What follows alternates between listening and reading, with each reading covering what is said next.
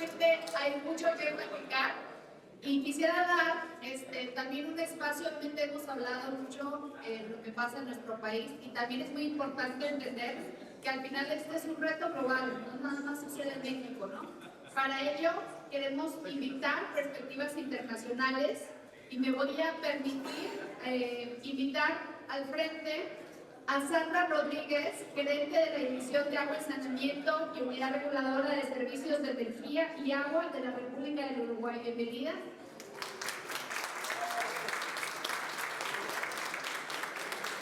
Y no sé si me diría otro aplauso porque tenemos una mujer finalmente en el panel.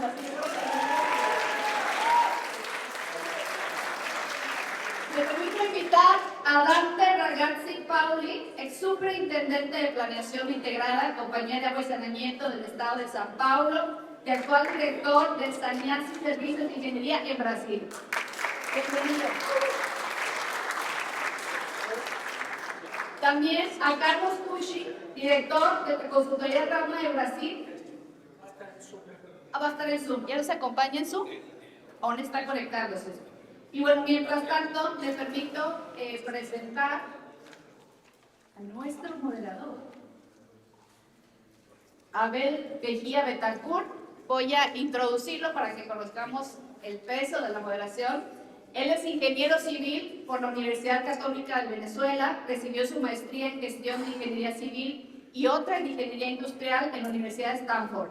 Estudió planificación económica regional en la Comisión Económica para América Latina en Chile, en el programa de desarrollo ejecutivo en Harvard y desarrollo sostenible en Cambridge, en Reino Unido. En Venezuela fue gerente de construcción en el proyecto hidroeléctrico de Guri y director del proyecto de desarrollo de la cuenca del río Orinoco.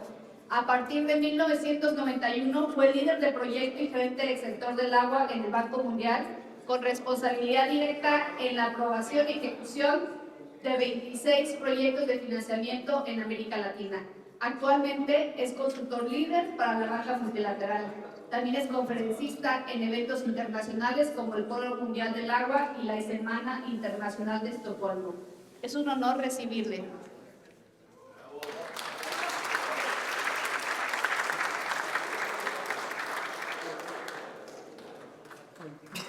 Muchísimas gracias por la invitación a doctor Ismael, Enzo. Agradezco mucho estar de vuelta aquí, Consejo Consultivo del Agua, la Fundación. Bueno, yo tengo grandes amistades aquí en México, me siento en casa acá, ¿no? Esa presentación voy a hacer un pequeño cachito. Yo llegué al Banco Mundial precisamente porque había sido gerente de construcción de una gran obra de infraestructura en Venezuela. Y cuando llegué al Banco Mundial, resulta que el Banco Mundial no financiaba más presas, porque en ese momento había un movimiento mundial muy fuerte contra las presas. Bueno, entonces tuve que entrar y empezar a entender qué es lo que es una institución internacional de financiamiento. Yo pensé cuando llegué ahí de que el problema de los proyectos era tener buenos diseños de ingeniería, hacer la construcción adecuadamente, bien supervisada, de calidad, y después operarlo. Entonces el problema no está ahí, o gran parte del problema no está allí. Y gran parte de las decisiones que tienen que ver con el agua, con lo que han hablado todos, con el financiamiento, con los subsidios, con los derechos, con las instituciones, ninguno de ustedes toma esas decisiones. Esas decisiones se toman en otro sitio. Las decisiones fundamentales del agua se toman fuera de la comunidad del agua, en los ministerios de finanzas, en los ministerios de planeación, en los congresos de los países, por otras razones. O sea, el problema técnico llega hasta un nivel, el problema de las decisiones fundamentales sobre el agua pasa por otro lado. América Latina, yo hice unas pequeñas cuentas antes de venir acá, cuando Ismael me invitó. Tengo una idea de cuál es el valor de la infraestructura hídrica de América Latina. Eso es bien difícil de hacerlo, ¿no? No hay una estadística, pero sumando informaciones parciales de distintas organizaciones de Naciones Unidas y del Banco Mundial, se estima que el valor de la infraestructura hídrica hoy está entre 800 billones y $1 trillón. $1 trillón. El Producto Interno Bruto de América Latina ahorita son 7.500 millones. México 1.8, creo que por ahí la cosa. O sea que la infraestructura hídrica es, grosso modo, 10% del PIB de ahora. Otro elemento importante es cuál es la población. ¿Qué? Los servicios de agua dependen de la demanda que tiene y depende de la población. La población de América Latina en el año 24 fueron 633 millones. El pico de población de América Latina van a ser 750 alrededor del año 2050.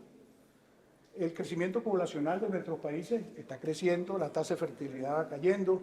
O sea, la demanda que hubo después de los años 50, 60 y 70, donde nuestros países crecieron exponencialmente 3, 4 y 5% en algunos años, eso cae. Y los países van a empezar a decrecer y a envejecerse a partir del 2050. O sea que las premisas y parámetros para los diseños tienen que tomar en cuenta ese marco más general. Y eso me lleva también a otro tema, que es un tema que no han tocado acá. El envejecimiento más importante es el del recurso humano. El recurso humano, la disciplina de la ingeniería y de la ingeniería hidráulica y la hidrología cada vez tiene menos adeptos. Mi hijo, tengo un hijo que es profesor titular de recursos hídricos en Penn State. Las universidades americanas están preocupadísimas porque muy poca gente está entrando en las universidades con la intención de estudiar carreras de ingeniería, no solo ingeniería civil. Ingeniería civil es de las menos apreciadas. Ingeniería mecánica, ingeniería química. La gente se va por las finanzas, se va por la programación, por la codificación, por otros temas, porque los salarios y la oportunidad de vida que ellos ven, con la que ellos pueden desarrollarse a futuro, son diferentes. El salario mínimo con el que llega un ingeniero recién graduado, que lo contrata un organismo operador en una ciudad media de los Estados Unidos, puede ser unos $60,000. Para ese mismo joven que sale de las carreras de finanzas, es posiblemente el doble o el triple. O sea que hay que hacer un esfuerzo significativo de ver cómo se atrae el personal, las personas, el talento que necesitará el país para enfrentar sus desafíos futuros y cuál es la formación que esa gente va a recibir. O sea, la formación que recibimos nosotros. El currículum, el pensum universitario del ingeniero del futuro no es del ingeniero del pasado. La American Society of Civil Engineers está estudiando eso muy cuidadosamente, porque bueno, eso va a estar también muy afectado por el tema de la inteligencia artificial, donde muchas tareas que se hacían de forma rutinaria era el tema del cálculo de estructuras o de una tubería o de algunos sistemas. Muchas de esas cosas se van a poder hacer en una forma mucho más rápida y mejor, con el auxilio de herramientas de Artificial Intelligence.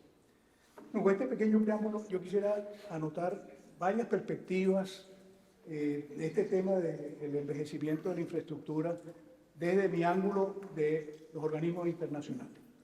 Como les decía, yo llegué al Banco Mundial con la idea de que mi tema, que me habían seleccionado porque yo era bueno en la construcción de una gran obra de ingeniería. Ahí yo tenía 10.000 obreros a mi cargo en ese momento.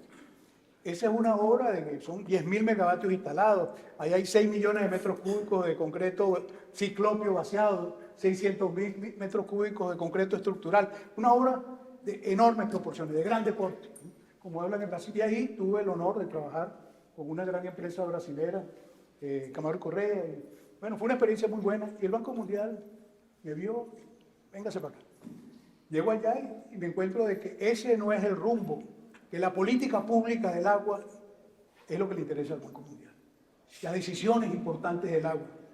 Todos los países tienen ingenieros excelentes, aquí lo hemos visto hoy.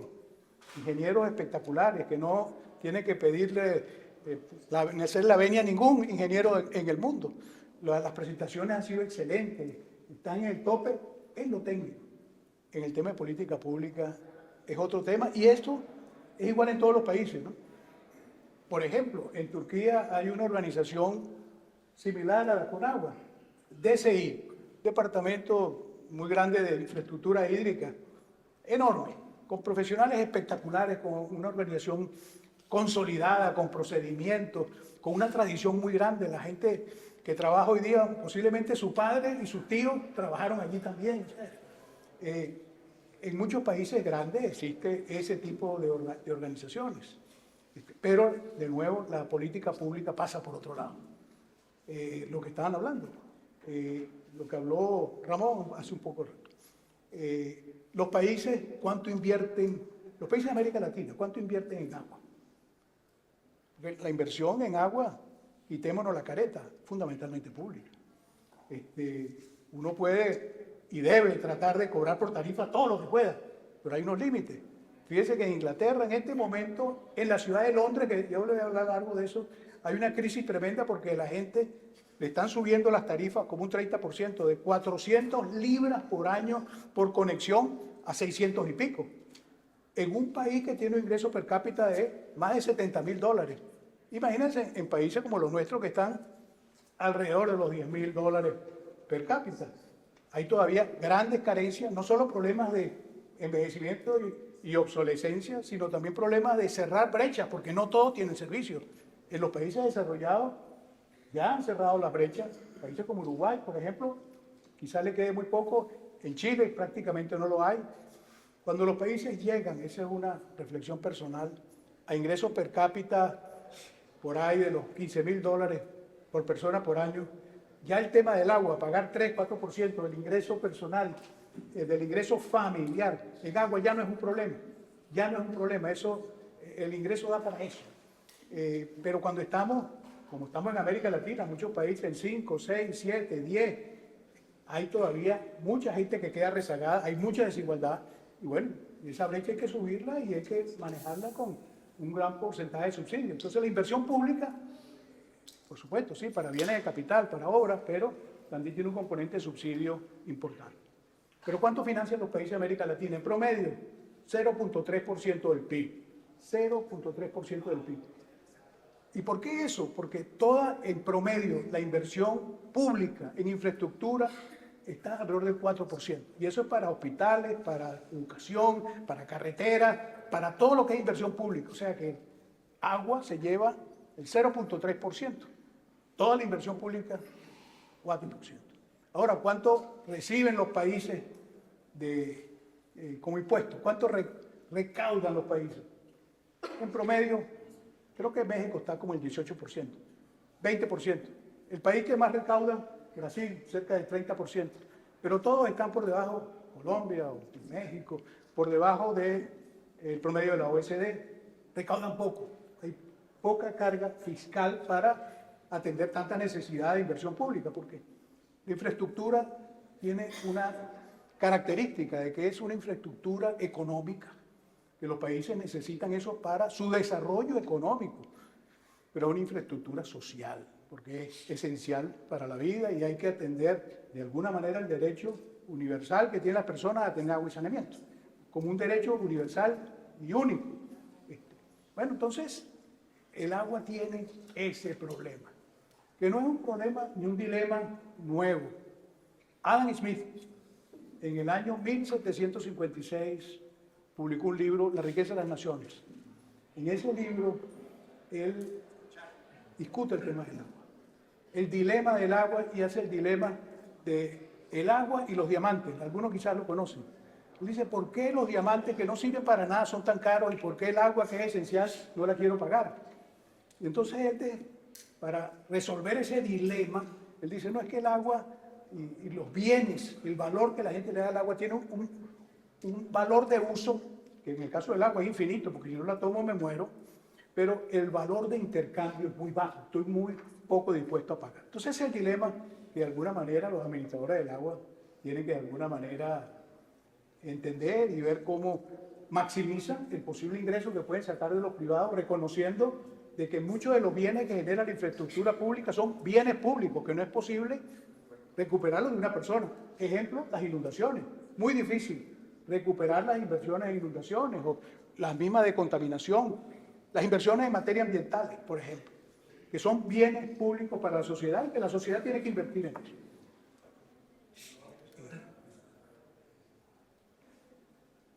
Otro tema que a mí se tocó aquí es el tema de envejecimiento y obsolescencia. Son dos cosas diferentes, como lo dijo varios, Ismael. El tema es que la gente piensa que el tema es solo envejecimiento. En América Latina, gran parte de la infraestructura hídrica se construyó después de los años 50, con las grandes obras de cabecera, grandes sistemas de conducción de agua, los sistemas de riego, las grandes presas. La gran inversión, 70% de la inversión se hizo entre el año, en la década del 50 hasta finales de la década de los 70. Bueno, y de ahí acá la inversión ha sido menor. Ha sido fundamentalmente en redes, en plantas de tratamiento de agua potable, plantas de tratamiento de agua residual. Es una infraestructura que, por lo tanto, está envejeciéndose rápidamente, porque una presa tiene una vida útil, cuando la calcula, de 100 años, en fin, por ahí. Y bueno, esa vida se calcula en función de la tasa de colmatación de la presa. Y los datos que se usaron en su momento para determinar la sedimentación de los embalses eran pésimos y son pésimos hasta hoy. O sea que el tema del envejecimiento de la infraestructura de obras de captación es un tema grave, gravísimo, bien grave. La obra de conducción grande, grandes tuberías, grandes conducciones, claro, tienen una vida también amplia, pero no llegan a los 100 años. Las tuberías en general, si es hierro fundido, puede pasar hasta los 100 años.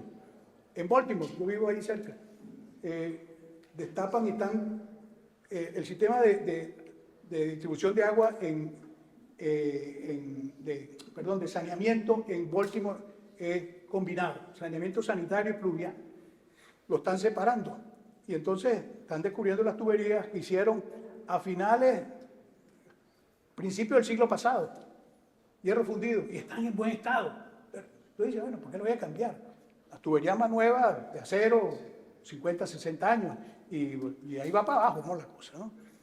Las plantas de tratamiento, una vida útil por ahí de 25 años, 30 años. Los equipos electromecánicos cada 25 o 30 años los tengo que cambiar por razones de su propio uso, los procesos de arranque, los ciclos de arranque y operación y actualización tecnológica. O sea que ese tema de envejecimiento es grave, pero es más grave la obsolescencia.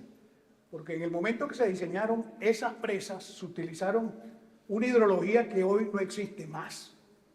La hidrología de ese momento era una hidrología estacionaria que yo pudiera utilizar el pasado y proyectar hacia el futuro. El cambio climático cambió el cuadro. O sea que en las presas, como decían ahorita, el doctor Arguín, hay que recertificarlas, hay que volver a calcular los aliviaderos, hay que rehacer la hidrología y los parámetros de diseño de esas presas. Lo mismo pasa con los equipos más sofisticados, las plantas. Las plantas hay una renovación tecnológica por un lado, hay equipos más eficientes que pueden hacer lo mismo a un costo menor, pero también hay parámetros mucho mayores. Hoy día la American Society of Civil Engineers y la Asociación Americana de Ingeniería Sanitaria, en la planta de tratamiento de agua potable hay que hacer 100 determinaciones diferentes, bueno, con equipos y procesos y químicos totalmente diferentes. Y le digo una cosa, y las empresas de agua en los Estados Unidos y aquí están perdiendo la batalla contra el agua potable, con el agua que venden en botella. El mexicano y todo el mundo está comprando más agua en botella y en muchos países el mercado del agua que se vende en botella es más que lo generan todas las empresas que prestan servicio por tubería.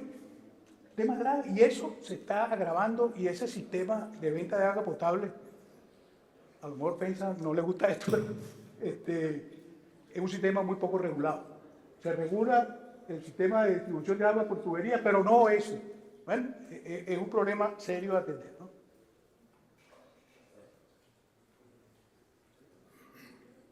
Bueno, como le decía, recursos humanos, yo creo que es lo que más envejece, el tema de la economía y la finanza. La economía del agua y la finanza del agua hay que entenderlas bien y hay que ver cómo se influencia eso. O sea, se necesitan más documentos de políticas públicas de agua y menos documentos técnicos. Por ejemplo, documentos técnicos, documentos del envejecimiento del agua, yo no creo que convenza a una persona en el Congreso mexicano. Yo creo que la cosa va por otro lado. El sistema institucional también está envejecido, muy envejecido. muy envejecido.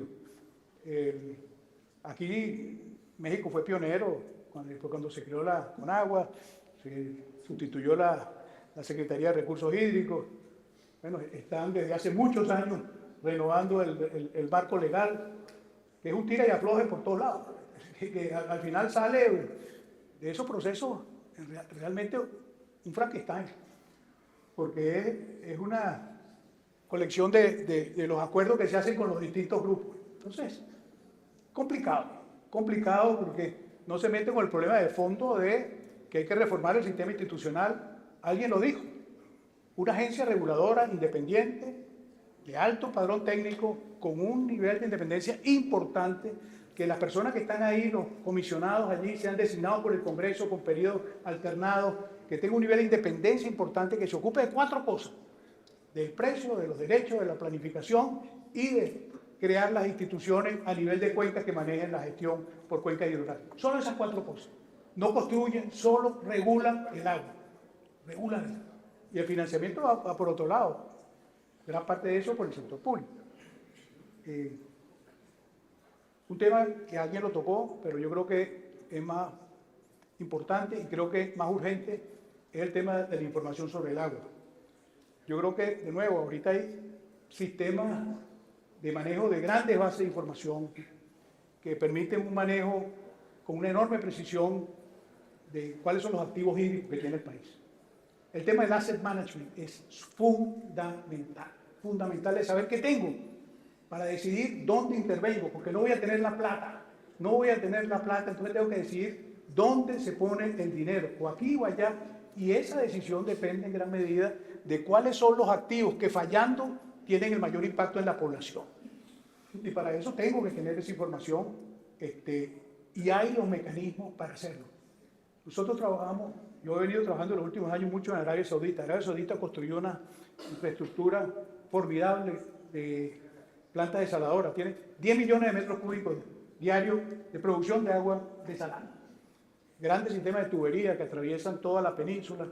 Bueno, ellos están haciendo un esfuerzo gigantesco de determinar los activos hídricos por tramos de tubería, por válvulas, por motor, por instalación, de forma de poder ellos determinar no solo los problemas y las necesidades de mantenimiento rutinario que pueden tener un organismo operador, sino también cuáles son las intervenciones del Estado estratégicas que tengan el menor impacto, incluso los temas de vulnerabilidad ante un ataque militar contra el país. Está metido en esa cuenta. Entonces hay un envejecimiento de los sistemas de información que hay que actualizar. Bueno, en resumen, yo creo que hay 3 o 4 desafíos. El primero y más importante, recursos humanos. Me sorprendió esta mañana cuando llegamos, porque estamos aquí, los pocos que estamos aquí, gente bastante mayorcita, ¿no? Como yo. Muy poca gente joven. Yo pregunté a Ismael, al público que no está aquí, me dijeron, no, los alumnos. Yo me entusiasmé mucho porque yo pensaba que eran todos alumnos.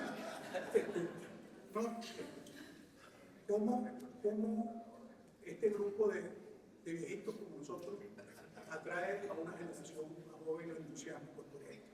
No nos encerremos en nuestro cubículo en una universidad a hacer trabajo académico. Hay que trabajar y formar a la gente, atraerla, entusiasmarla, emocionarla con todo esto. Este es el tema del futuro, es el tema del cambio climático, de la economía circular, del medio ambiente, de las intervenciones basadas en la naturaleza, cosas de las que he oído hablar poco. He oído hablar mucho más de la ingeniería convencional.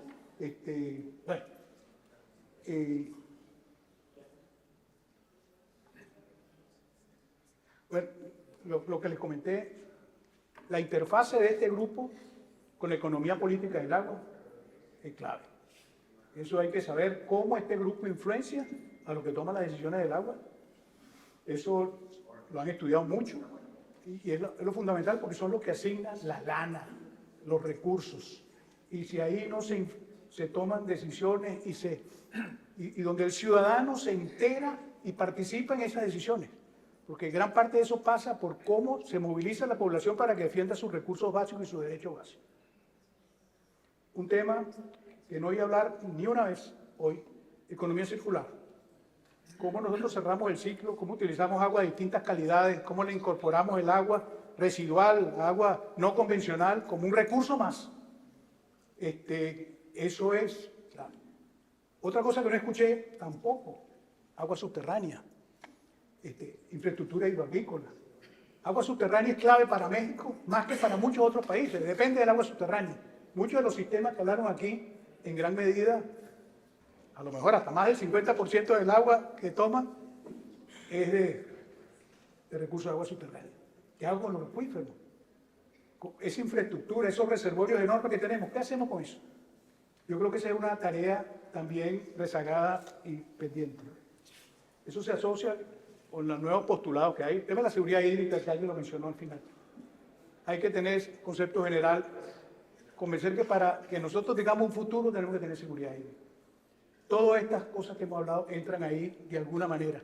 No es simplemente el tema de tener los mejores proyectos, las mejores obras, la mejor operación, el control de fugas más sofisticado. Eso hay que hacerlo. Esa es la tarea del ingeniero. Pero con eso no resolvemos los grandes problemas de política hídrica que tiene nuestro país. Bueno, y finalmente, pues creo que no hay que dejar atrás el tema de la inteligencia artificial. Eso va a tener un impacto dramático en la vida nuestra. Ya nosotros estamos pasaditos, pero en esta nueva generación, ¿cómo se va a manejar eso? Todo lo que es, todos los sistemas nuevos de observación satelital para poder hacer el seguimiento del ciclo hidrológico, cómo entender el ciclo hidrológico en sus conceptos más fundamentales y cómo desde el espacio y con información de ese tipo nosotros podemos hacer maravillas que no podíamos hacer hace 10 años. Y les digo, México es un país que está adelantadísimo en todo ese tema de información y aplicaciones, especialmente en el sector agrícola.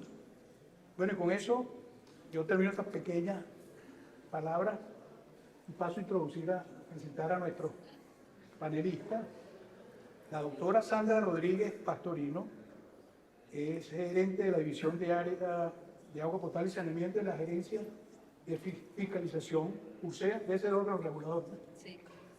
Unidad Reguladora de Servicios de Energía y Agua, independiente, no dependiente. Servicio descentralizado. Okay. Vicepresidenta de ADERASA, yo tengo el orgullo de que yo fui uno de los que inició eso, porque eso se fundó desde el Banco Mundial en su momento. 2001. Ingeniera civil en opción hidráulica ambiental por la UDELAR, Universidad de la República Oriental del Uruguay, especialista en gestión ambiental por la Universidad Politécnica de Madrid, en España, es máster en economía y regulación de servicios públicos por la Universidad de Barcelona, en España. Máster en dirección y gestión pública de la Universidad Internacional de La Rioja.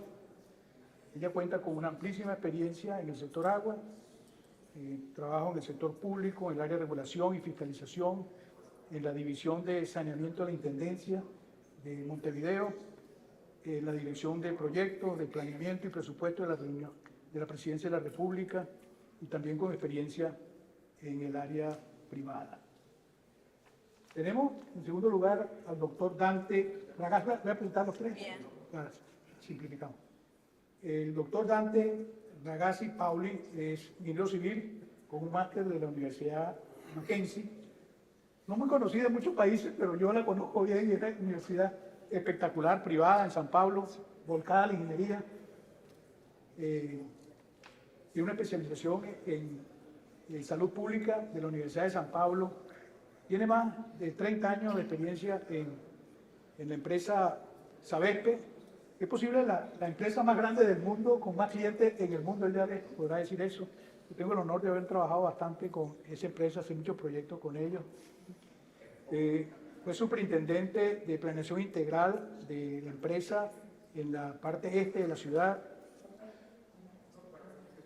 Por cierto, una ciudad que tuvo una crisis hídrica muy importante porque la ciudad dependía de distintas fuentes, pero no estaban interconectadas. Quizás esa va a ser una buena pregunta para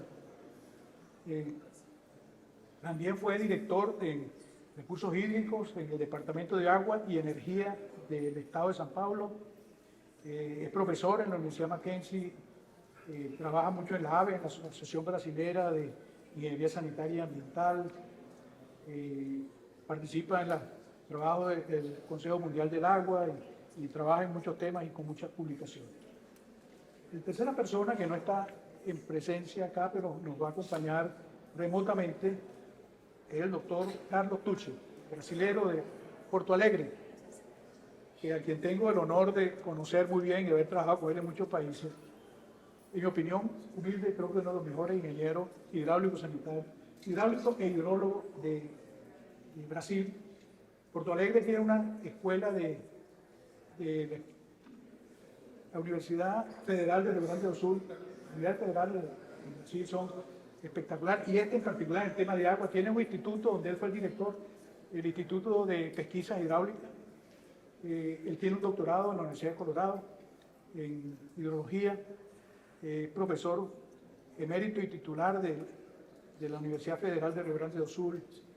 Bueno, y un consultor que tiene un recorrido amplísimo en Brasil y fuera de Brasil, en muchos países, con muchas de las organizaciones internacionales. Es consultor habitual del Banco Mundial, del BID. Tiene más de 600 publicaciones, libros, capítulos, en fin, es un currículo extensísimo. Ha ganado muchos premios, ganó el premio Mejor Ingeniero en el Agua por la UNESCO. En fin, es una persona tremendamente competente, brillante. Es un honor y un gusto tenerlo aquí. Bueno, este panel lo vamos a organizar con 3 presentaciones, empezando por la doctora, de unos 10 minutos, y después abrimos para preguntas y discusión al final de las 3 presentaciones. Muchas gracias.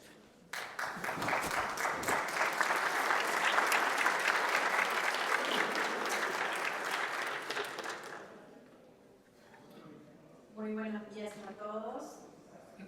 Muchas gracias a los organizadores por la invitación a participar de este seminario para abordar esta temática, como estamos viendo, necesita una urgente consideración. Pues, y en especial compartir el panel con el profesor Tucci, es un honor. Bueno, vamos a abordar en primer lugar la regulación y la prestación del servicio en Uruguay, una pequeña síntesis para poner contexto. Luego la situación de la infraestructura de los servicios de agua y saneamiento en Uruguay y luego algunos casos puntuales en América Latina y luego realizar unas reflexiones finales. Bueno, Uruguay se encuentra entre Brasil y Argentina, con costas al río de la Plata y al río Uruguay. Somos 3,5 millones de habitantes en una superficie de 176.000 kilómetros cuadrados. Creo que acá se van a presentar los extremos porque después viene San Pablo. Bueno, creo que podríamos ser un barrio de cualquier metrópoli mexicana. La población no ha crecido prácticamente en los últimos años y no ha descendido entre el 2011 y el 2023 por la inmigración, si no hubiera descendido. Bueno, la Unidad Reguladora de Servicios de Energía y Agua, organismo al que pertenezco, es un organismo de regulación multisectorial que se creó en el año 2002 y tuvo leyes modificativas posteriores. Y bueno, tiene la competencia de la regulación en materia de seguridad, calidad y defensa del consumidor en las áreas reguladas, en los servicios regulados y básicamente energía, agua potable y agua servida. Concretamente en el agua potable, desde la captación, tratamiento, aducción, almacenamiento y posterior distribución, siempre que el objetivo sea el destino a terceros de forma total o parcialmente.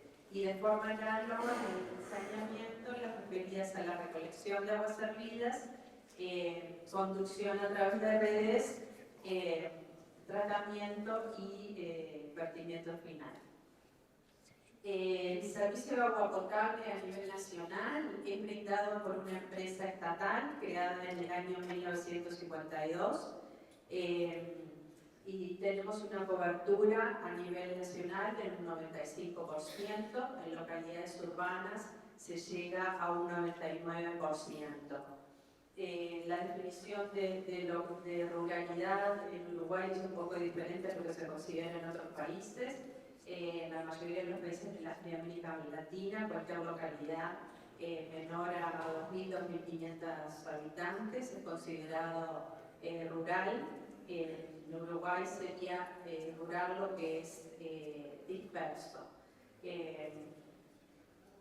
El saneamiento a través de redes es prestado en el interior, o sea, todo el país menos Montevideo, por la misma empresa OCE, y en Montevideo por la Intendencia Departamental de Montevideo. En cuanto a cobertura a través de redes, tenemos en población total, se abarca el 64%, y en el interior el 47%, y en Montevideo 85%. Bueno, ahí tenemos marcados los distintos sistemas de abastecimiento de agua potable en azul y los de saneamiento en rojo. Vamos a ver ahora que en agua potable tenemos del orden de 570 sistemas, los más grandes como Montevideo y área metropolitana, que abastecen a 1.700.000 habitantes, y hay sistemas que abastecen hasta decenas de habitantes. Si pasamos a ver la situación de la infraestructura, tanto de los servicios de agua potable y saneamiento, vemos que en el servicio de agua potable tenemos 19.000 kilómetros de red a nivel nacional, con casi 1.300.000 conexiones, de las cuales casi 390.000 corresponden a Montevideo. La fuente es básicamente fuente superficial, el 11% es agua subterránea. Como indicador de reemplazo de tuberías, tenemos un nivel de 0,7% anual. No quiere decir que todos los años se haya mantenido de forma continuada. Y como pérdidas en red, el porcentaje de agua despachada tenemos un 50%. Cabe mencionar que tenemos ese 50% es en pérdidas comerciales y físicas. En Uruguay hay un alto porcentaje de micromedición, cerca del 98-99%, por lo que las pérdidas comerciales son las menos, y bueno, puede haber también un tema de que haya finalizado la vida útil de algunos medidores y se esté suprimiendo. En cuanto a los servicios de saneamiento, en el interior del país tenemos 4.600 kilómetros de red con 391.000 conexiones, y en la provincia de Montevideo unos 3.000 kilómetros de red, y con posibilidad de conectar el 88% de la población. Bueno, en cuanto al sistema de abastecimiento de agua potable, tenemos 570 sistemas con 66 tomas superficiales y un número apreciable de perforación. En general tienen solamente desinfección, en algunos casos, algunas escasas perforaciones, pocos sistemas tienen tratamiento convencional o osmosis inversa o filtros de absorción según las necesidades por las características del subsuelo. En cuanto a la antigüedad estimada de las redes de abastecimiento, bueno, ahí vemos que no se tiene un registro concreto. Si nosotros vamos al sistema de información geográfica, no se tiene el registro de cada tubería, de qué año fue instalada, pero sí tenemos los periodos en que se han utilizado los distintos materiales. En cuanto a las plantas de potabilización, no se está mostrando allí la antigüedad, pero sí se ha dado una readecuación de las distintas plantas según las necesidades para lograr mantener un servicio con calidad para consumo humano adecuado. Y bueno, en algunos casos de pronto se han ampliado o reubicado porque se encontraban en áreas inundables, por ejemplo. En cuanto a las redes de saneamiento de OCE, allí tenemos la evolución desde el año 55, Y en cuanto a plantas de tratamiento, la gran mayoría fueron construidas en los últimos años. La más antigua, que es de 1951, no se ha abordado su readecuación debido a que ese sistema se va a conectar al sistema Montevideo y bueno, se están por comenzar las obras.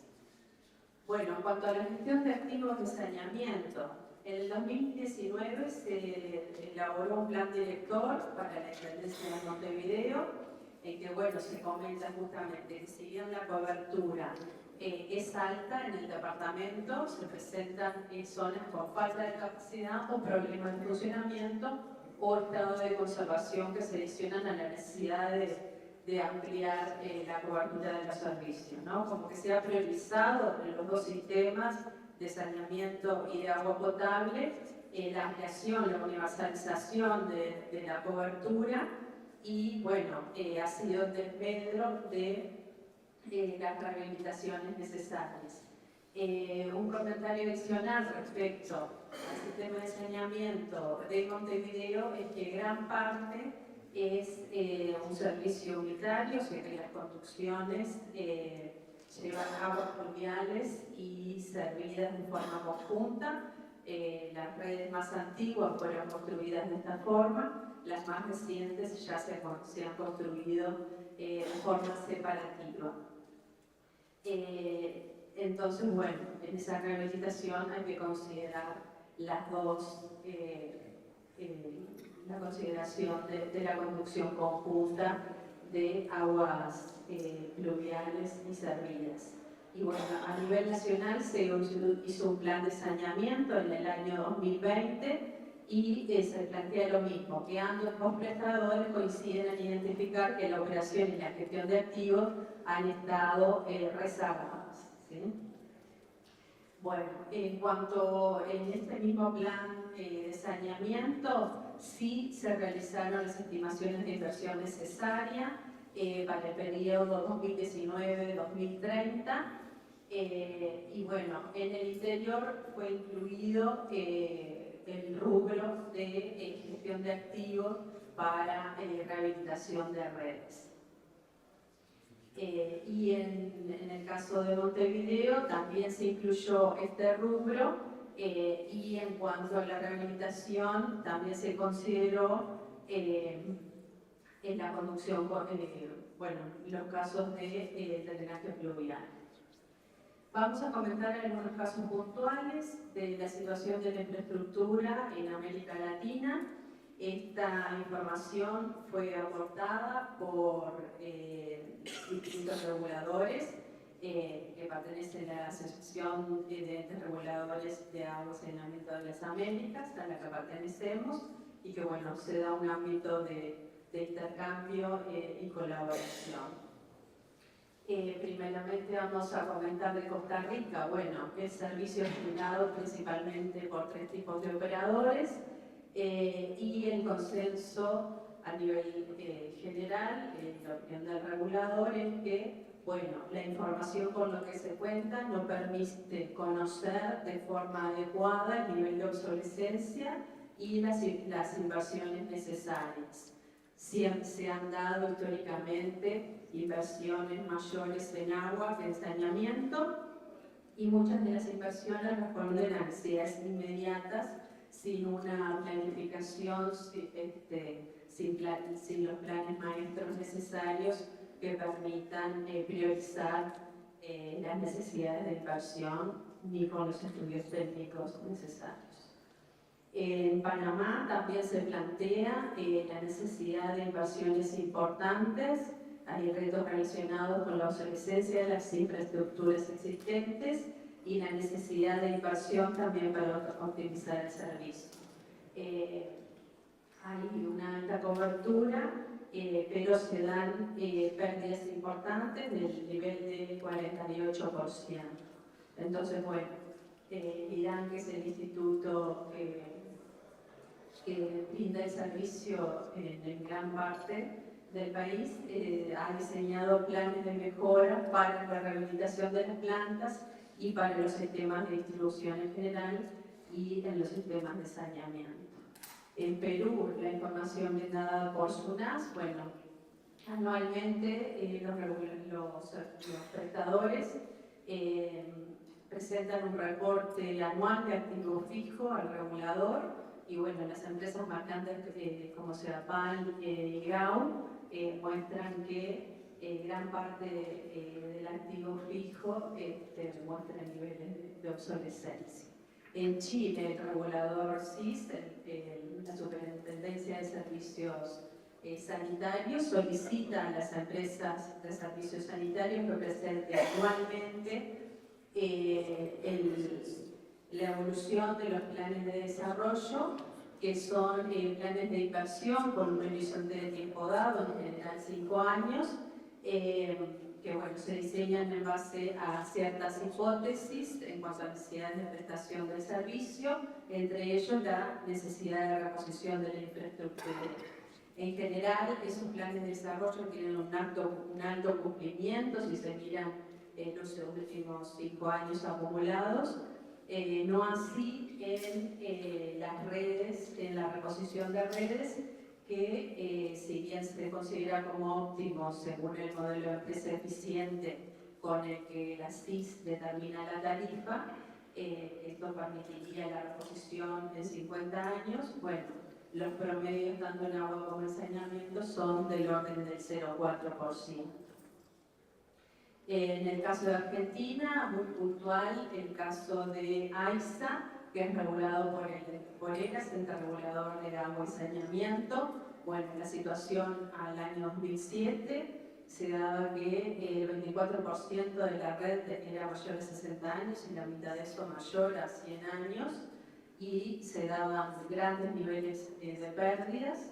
Se llevó adelante una estrategia del año 2007 al 2017 y se le ha planteado un plan de mejora y mantenimiento de redes a partir de 2018, con renovación de redes, de conexiones, de hidrantes y de válvulas, con el objetivo de una reducción importante de las pérdidas, llevándolas al 26% que se está en el camino aún.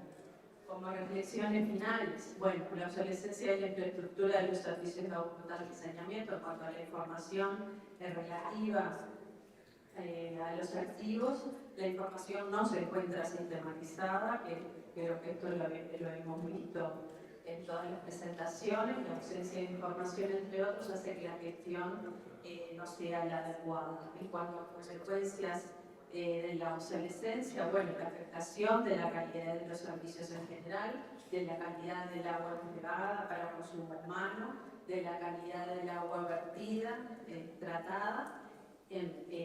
Pues se afecta la continuidad de servicios, se dan roturas frecuentes, se afectan los niveles de presión de los servicios y bueno, y también se da que esa falta de mantenimiento de las infraestructuras en muchos casos trata de compensarse con un incremento en el uso de los recursos hídricos, que es una cuestión que se hace más crítica en esta situación de cambio climático, en que, bueno, la disponibilidad de recursos se ha visto afectada, además de las consecuencias que puede tener el cambio climático en las infraestructuras. Muchas gracias a todos, quedamos a las órdenes.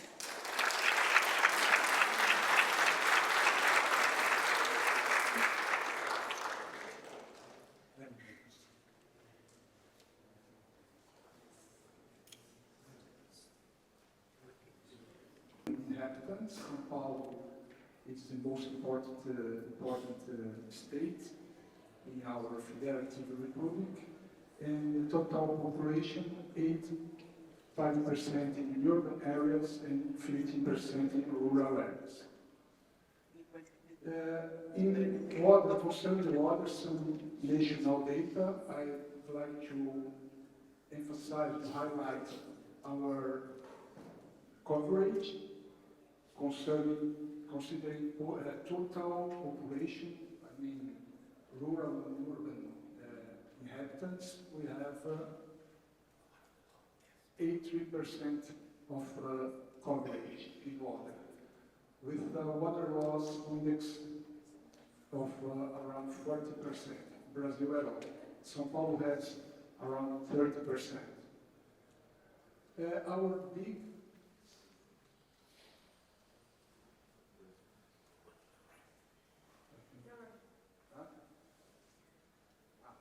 Thank you. Sewage sanitation is our big challenge. We have around 60% of attendance in total population, with a big challenge concerning to the treatment of the sewage collected or the water used that is converted in sewage. So the big challenge it's exactly here. Okay.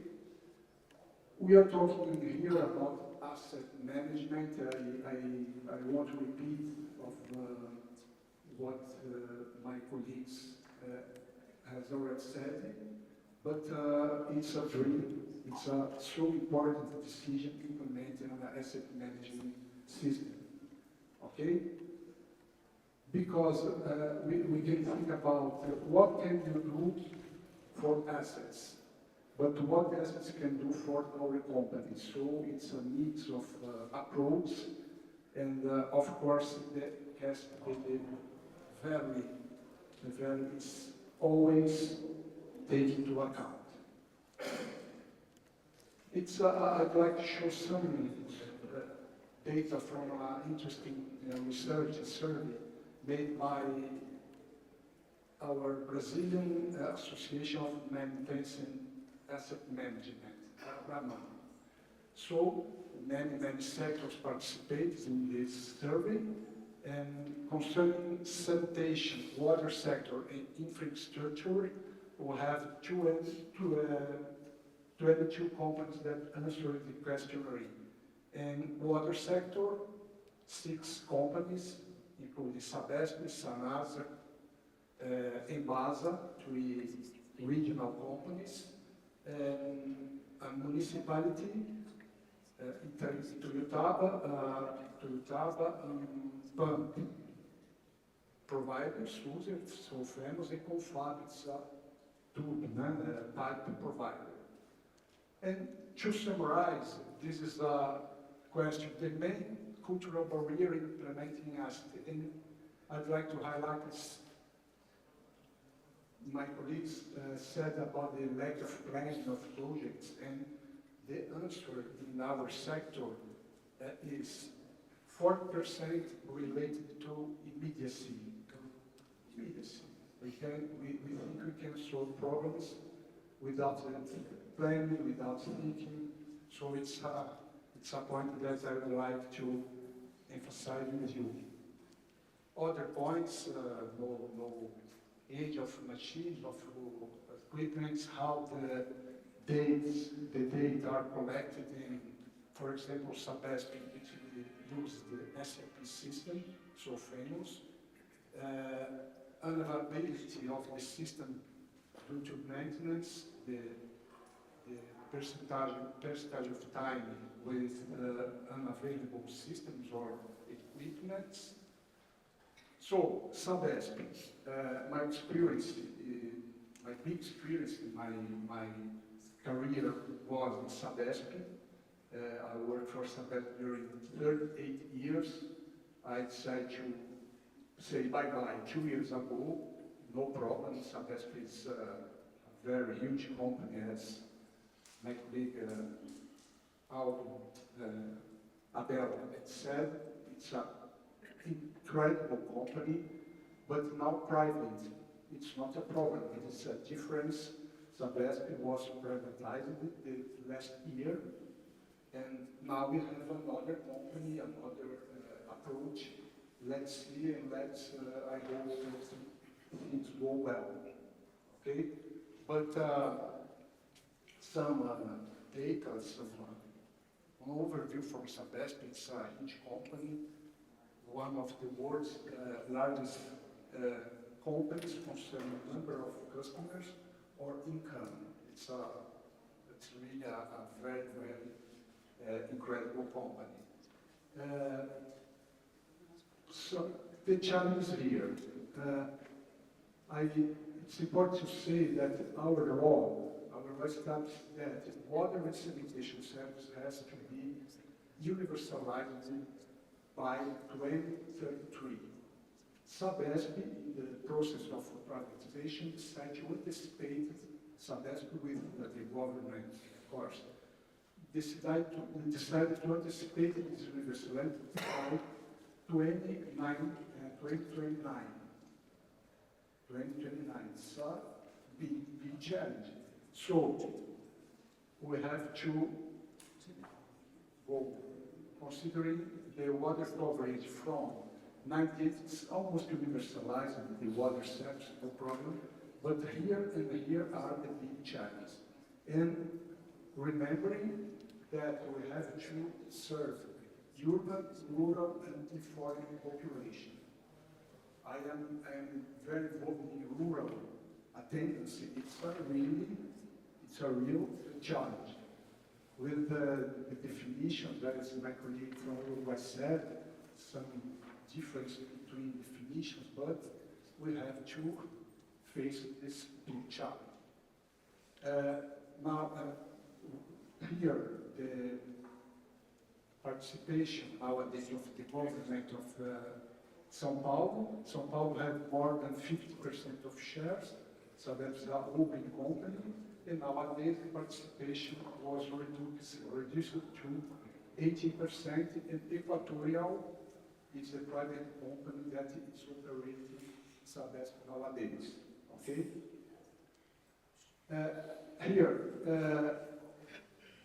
Until 2029, the CAPEX plan, it's a strong CAPEX plan, say us that we have 61% of 60 billion reais, we have 61% in expansion for the universalization, efficiency, and it's important. Renovation is our subject today.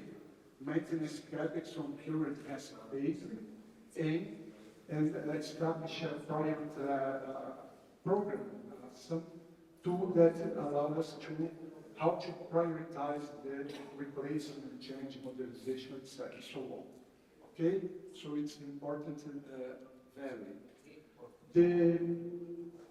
The general data concerning the installations, we have a department that cares the major systems, so almost 300 water tanks, water treatment plants, boosters, small pumps, main pipes, water, the big pipes, equipment, waste treatment plants, wells, as Mr.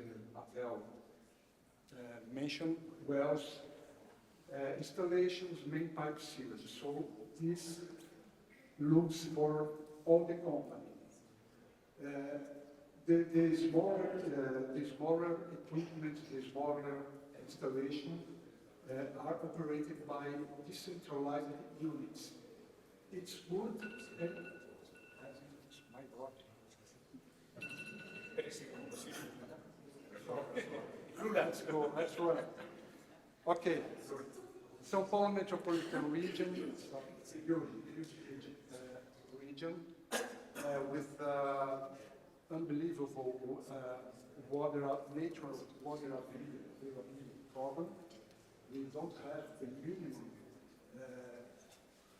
minimum recommended by UN or the default magnitude. So we live in a stressed region concerning water supply.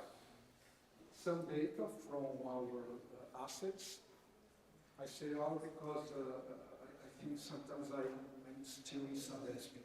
It's strange. The main water source in São Paulo metropolitan region with capacity and the age of implementation. So 1917, so some of them too old. It's a very complex. Some reference of lifespan, as you already told me. And the main pipes, you have this presentation will be available for you, no problem. And you know the main materials, since iron cast iron nowadays using the polyethylene. It's a very, very interesting material, flexible, and they use it increasing more and more. So you have here the idea of participation, ages and materials. The same for pump stations, okay, this is very well controlled, and water distribution with 36,000 kilometers in Great São Paulo metropolitan region. And here you can see in the downtown the oldest systems, of course, with some pipes implemented in 1910, more than 100 years. And here, another problem. In downtown, of course, the oldest tubes, the oldest pipes, made by, implemented in cast iron. It's a problem because the same approach to a sewage system, the age of implementation is more recent. Of course, the water comes first.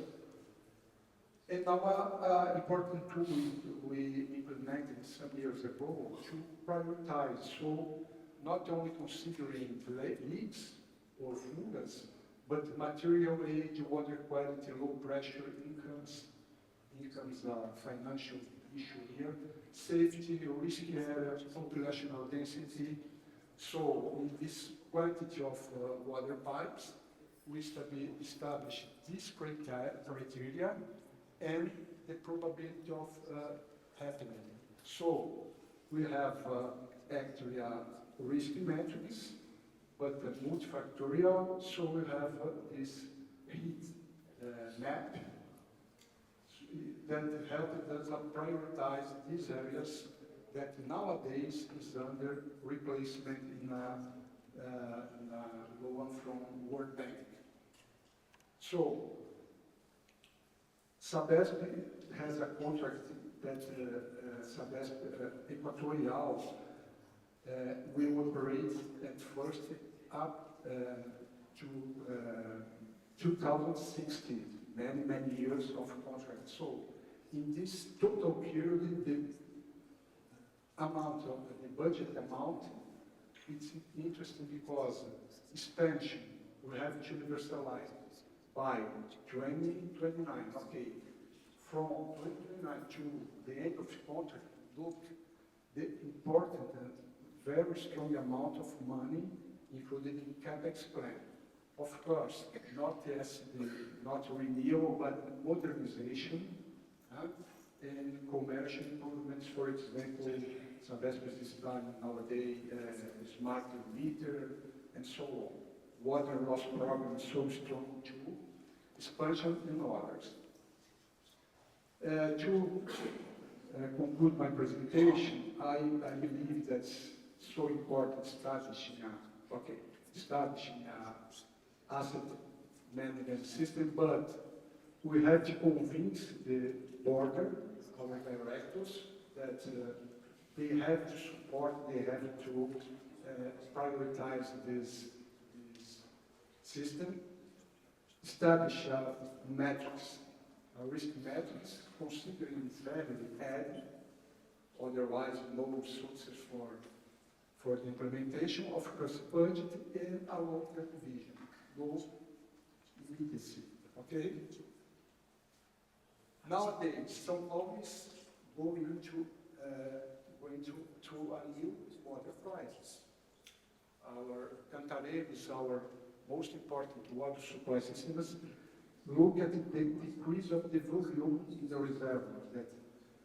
So the government and the regulatory implement some measures, including nighttime demand management. From 8 hours a day, from 7 p.m. to 5 a.m. the next day, we had a strong reduction of the pressure. My colleagues commented about this point, but my question is, what are the consequences for all water assets? All the pipes, gas iron, we don't know. Just to conclude 1 minute,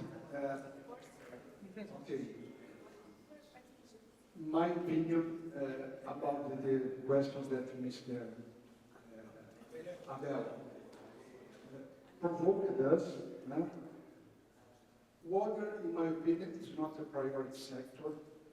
In my country, I know in Mexico, in Uruguay, for me, it's not a priority sector. The society doesn't understand the importance of water and mainly the sewage. People in Brazil refuse to connect the sewage because I have to pay. Society don't understand the importance, the environmental advantage that is connecting sewage for the transportation and treatment. And many young people doesn't want study engineering. I invite the young people here, join us in this incredible challenge. It's worth coming together. Please, we have to modernize and more young people. It's so important. And to conclude, I think we have also a communication problem. The impression I have, it's we talk to us. We talk to us. Our speech don't go outside this Monterrey, for example. We don't have many news journals, many magazines on television. Meanwhile, the electoral sector, transportation sector, many news, and I don't know. We have to reflect, and but we have to be optimistic. Okay, thank you very much.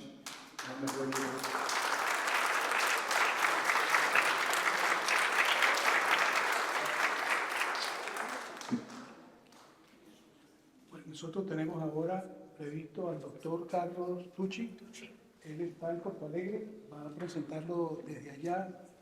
Y bueno, ya se lo presenté, es una excepcional. Yes? You can start now the presentation, please. Okay. Please tell me if everybody is listening to me. Okay? It's okay? It's okay, yes. Okay.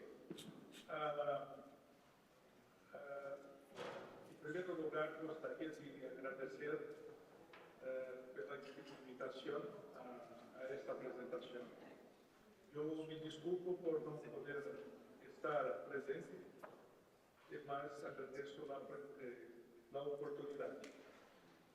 Eu vou falar em Portugal, porque acho que é melhor para aqueles que estão já, e sobre a crescida nos problemas que ocorreram em anos de 2004 em Porto Alegre, da grande crescida de todos os tempos, e os problemas que ocorreram com o sistema de proteção contra a crescida, o dique de proteção contra a crescida do sistema de Porto Alegre. Primeiro, é importante entender acá em la pantalla que la cuenca en Porto Alegre tiene como 84, 85 mil kilómetros cuadrados y hay 4 ríos chegando. Y aguas abajo hay uma sequência de 2 lagos, mais 250 kilómetros de área e só uma saída estreita ao mar ao final desse sistema, que tem uma cuenca total de 140 mil kilómetros quadrados. Você vê que as dimensões são milagres e os caudales são milagres. Os níveis de Porto Alegre se vêm afetados por cuencas de águas arriba e águas abaixo, e a afectação de águas abaixo é por la direção do vento. Quando o vento é sudeste, há represamento. Quando é nordeste, há empurra de água abaixo. Os lagos águas abaixo conservam o volume devido à salida limitada para o Oceano Atlântico em la saída. Nesta região está em borde de Uruguai e Argentina. Uruguai ao sul e Argentina ao oeste. 140 mil quilômetros quadrados, é metade da área do estado da província de Rio Grande do Sul, que é a província mais ao sul do Brasil. A cidade de Porto Alegre está ao lado do delta de rios e, como você pode ver na imagem, na parte verde, é toda a área protegida por dique de proteção que está em rojo. E cada pequenas quadrículas são a estação de bombeio que há na cidade. Isto foi construído em 1970, depois de uma crescida que ocorreu em 1940. E protege por as inundações fluviais dos grandes rios. E também tem as inundações de drenagem urbana, porque toda a água urbana da cidade escoa para a estação de bombeio e depois são bombeadas para fora da cidade. Então, é uma área protegida e o total de quilômetros é 52 quilômetros de diques de proteção contra a crescida. Para a drenagem urbana, há uma necessidade de inversões de US$1.000 milhões para resolver todo o problema de drenagem em uma área da cidade que tem 450 quilômetros quadrados. Este dique que protegia a cidade e que durante a crescida de 2024 a água entrou não pela deficiência do dique, mas por deficiência de estações de bombeio e comportas. A cada série de inundações, nós temos uma série de inundações de dados de crescidas máximas anuais desde 1889. Portanto, são 126 anos de dados de crescidas máximas. Vocês podem ver que a grande inundação foi em 1941, que depois se construiu o dique de proteção nos anos 70, e depois nunca mais teve uma grande crescida. E só agora, em 2024, que foi a maior de todas, o maior valor em 125 anos de dados. E isso criou um problema porque, com o passar do tempo, a infraestrutura do dique não tinha o mantenimento que deveria ter. E outras razões que eu vou falar. Pode-se ver que a maioria só as duas grandes crescidas que são valores muito acima do limite do porto. As outras são limites muito próximos, são crescidas pequenas. Em 126 anos, só essas duas crescidas foram importantes. E com o câmbio climático, se observa que a série não é mais estacionária, que está se cambiando com o tempo, aumentando os caudales, como vou mostrar.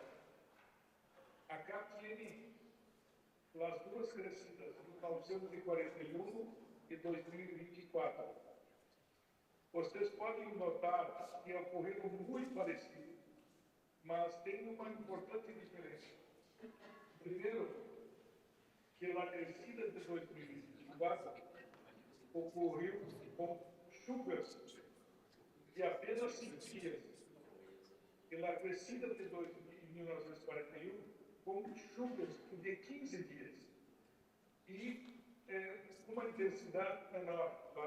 2024 foi menos chuva e intensidade maior. Características típicas de aquecimento global por mudanças climáticas. E mais curioso que ocorreu em maio, quase no mesmo dia de maio. E vocês podem observar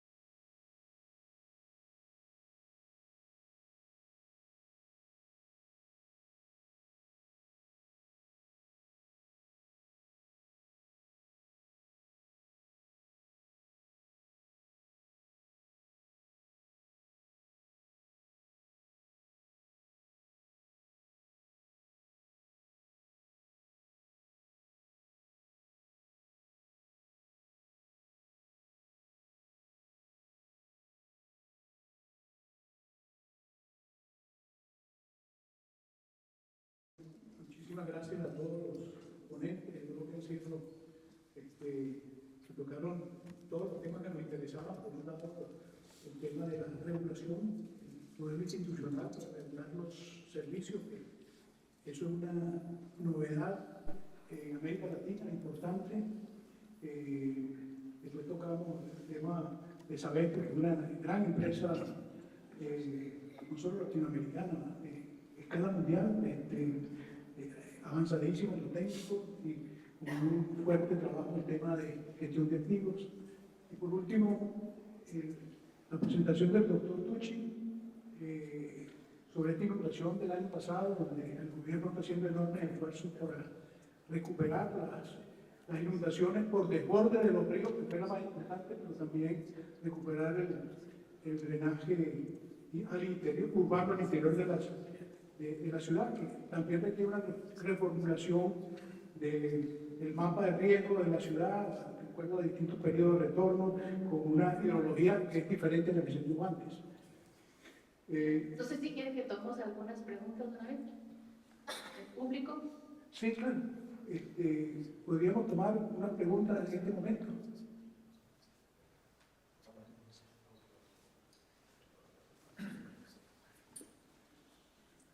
Tengo otra pregunta.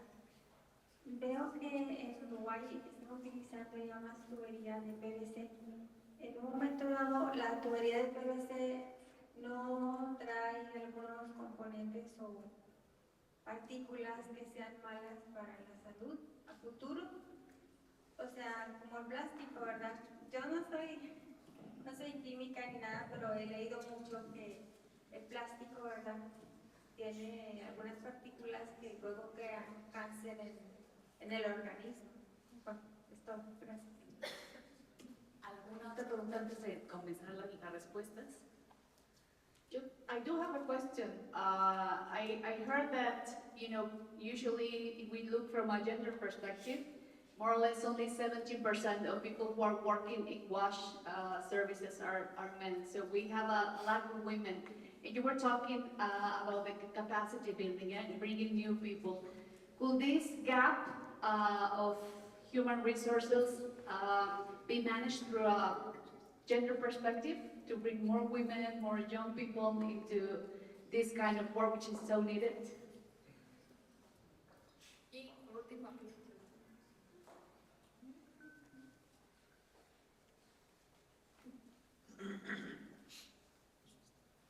Yo tengo una pregunta para el doctor Tucci.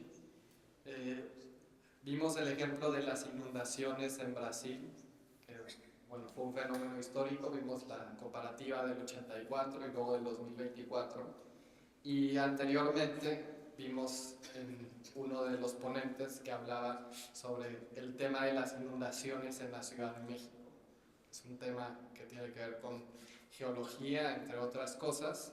Entonces, me gustaría saber cómo es que podrían colaborar de alguna forma México y Brasil en este tema que, además de ser de vital importancia, es un tema que está afectando a la población, incluso llegando, como enseñó las estadísticas, a pérdidas de vidas humanas, ¿no? Gracias. Si gustan, empezamos con eso.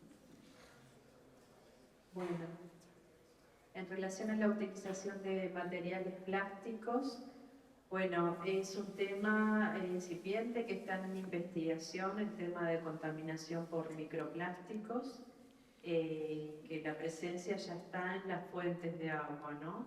Las distintas afectaciones posibles están en estudio y bueno, como todo, en general las normativas van atrás de la ciencia y todavía no se han tomado decisiones en cuanto a la prohibición del uso de determinados materiales por esas razones. Y también habrá que abordar en su momento también el tratamiento de microplásticos, porque las fuentes van a seguir con presencia. También la parte de ensayos para la detección que se están desarrollando. Entonces, es todo un área que está en investigación y la regulación lamentablemente va a ir después.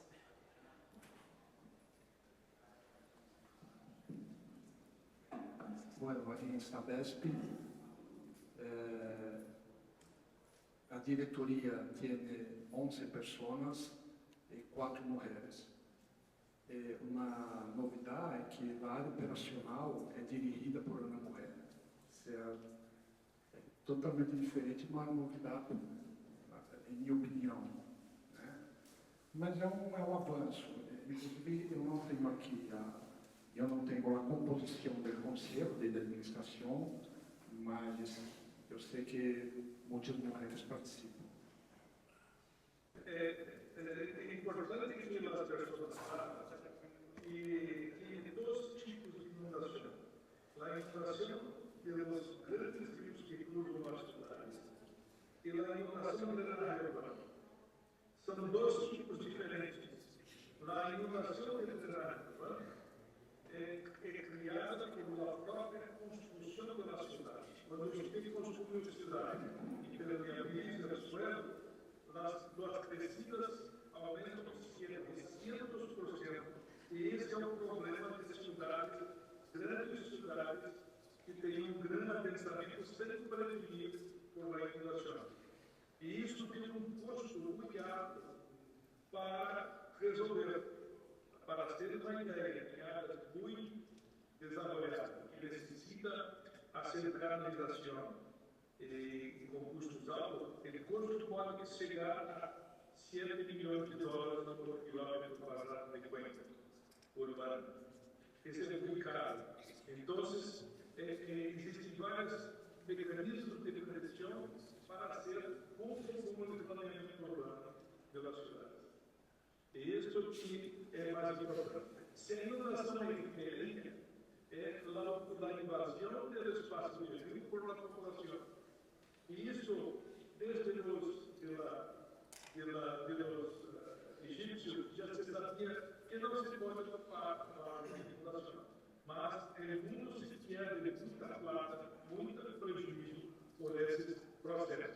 E aí tem mecanismos de solução estruturais, política de proteção, ou os elementos de inundação que não estruturados. Então, eu não conosco o Estado de México, mas não conosco as características de crescimento na cidade. Como está em platô, talvez o problema seja muito mais de área urbana. E aí se tem que trabalhar cuenca por cuenca dentro da cidade e dar a solução de cada cuenca ao longo do tempo e ao longo do investimento privado. Mas é necessário, antes de tudo, controlar o aumento de caudal devido à urbanização, principalmente pelas áreas de expansão. Yo voy a hacer una pregunta al doctor Tucci, que creo que me va a interesar. El doctor Tucci implementó en Porto Alegre un sistema de cobranza a las propiedades para cubrir los costos de operación y mantenimiento del drenaje urbano basado en el área impermeable que tiene cada propiedad. Quizás podría explicar un poco eso, Carlos.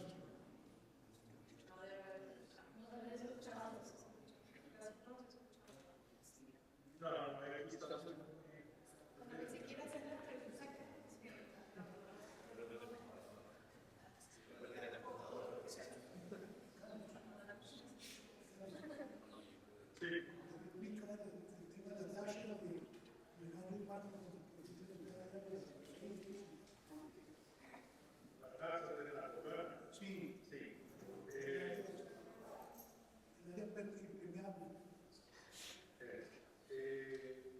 O que normalmente se hace na cidade, no Brasil esse é o problema também. Nos outros ensinos e a inovação de OPEX e CAPEX para a drenar urbana de Porto Alegre. E chegamos a um valor de OPEX, que é custo de mantenimento para serviços de drenagem, limpeza de produtos, prestação de serviços, outros, há um valor de $40 milhões por ano, que dá um custo mais ou menos de $7 a $8 por propriedade. e o custo de capex, que não é fazer uma drenagem, é resolver os problemas de drenagem, principalmente em macro-drenagem. Macro-drenagem se estima que toda a cuenca superior a 1 km² seja correspondente à área de macro-drenagem. A analogia que acho é normalmente o seguinte: as ruas, as caixas, são as micro-drenagens e as avenidas são as macro-drenagens. Então, o investimento em uma macro-drenagem custa entre 1 e 7 milhões de dólares por quilômetro quadrado de cuenca urbana. E a verdade é lembrar, no caso de Buenos Aires, não me recordo qual era, mas era dos túneis que iam ao Rio da Prata. Essa cuenca custou, naquela época, custou 7 milhões de dólares por quilômetro quadrado de inversião. Esse é um muito caro. Se você consegue trabalhar antes que a cidade se cresça, ou em criar uma regulação que nenhuma propriedade pode ampliar o cavalo para a área pública, você controla o futuro desses povos. Mas é passivo, que já ocupou, você tem que ter essa quantia para recuperar.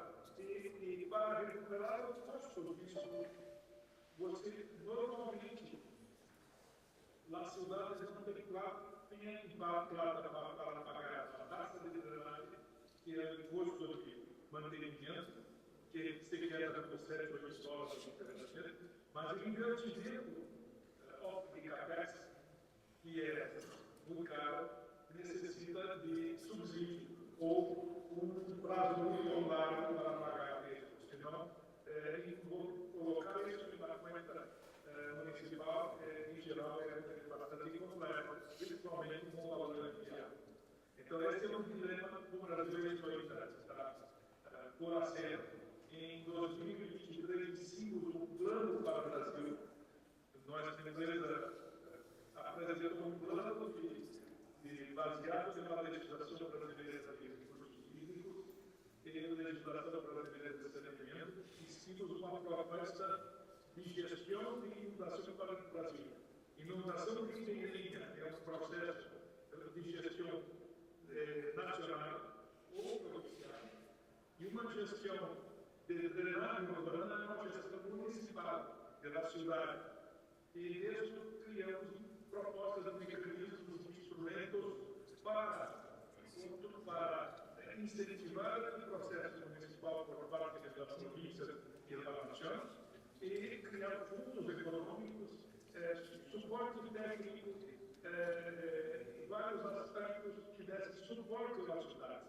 Porque você não pode esperar que toda a cidade que já faz o Brasil tenha capacidade de fazer todo esse desenvolvimento técnico. E você necessita de um apoio mais central. Mas esse apoio de criar padrões de termos de referência para a contratação, padrões de legislação, e tudo isso, e o da municipalidade se queda com serviços locais. E isso nos Estados Unidos são chamados Stormwater Utilities. Muchas gracias, doctor Tucci. Voy a entender que le agradezco mucho el comentario. We have some gifts for you. I don't know if we're sending them to Brazil, I will have to ask doctor y la foto. Pero quiero decirles que así funciona la cooperación internacional. A veces estamos tratando desde diferentes países de entendernos, de otros idiomas, pero eso va a ser lo más importante, ¿verdad? Sandra, muchísimas gracias. Y su regalo. Un aplauso. Muchas gracias.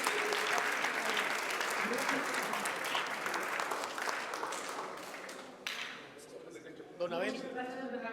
Muchísimas gracias. Gracias. Thank you so much for coming on the way. Picture, please, picture.